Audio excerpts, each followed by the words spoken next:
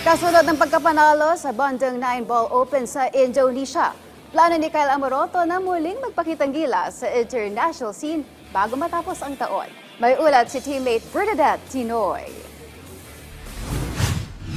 Maaga nagsimula sa pagsargo si Kyle Amoroto na mula sa Taytay, Rizal. Sa edad na 9 na taon, nahiligan na niya ang pagbilyar dahil na rin sa suporta ng kanyang ama. Kasabay nito, natuto na rin sumali si Kyle sa mga billiard tournament hanggang sa makalaban niyang idolo niyang sa Efren Bata Reyes. Nakikitaan niya ako naglalaro ko. Naging pro ako ng 13 years old ata, 14 years old po.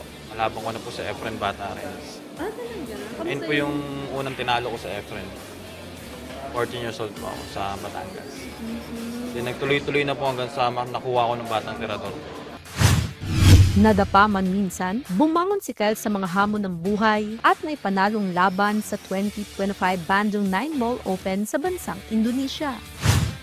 Doon po talagang lumabas po talaga yung tira ko at sinerten po ako sa laro against finals James Aranas. Pero parehas naman po kami magandang, siyempre swertihan lang po talaga ang labanan ngayon dito dahil break lang po talaga pinaglalabanan.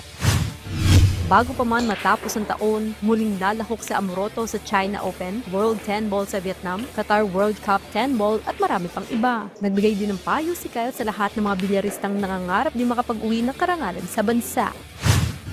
Suportahan niyo po kayong mga Filipino players hanggat ayaw niyo po kasi dito po sa atin talaga ang pinakamagagaling na players pagdating sa bilyar.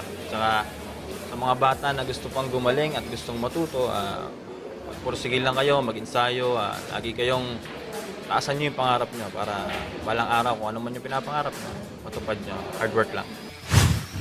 Bernadette Tinoy para sa Atletang Pilipino, para sa Bagong Pilipinas.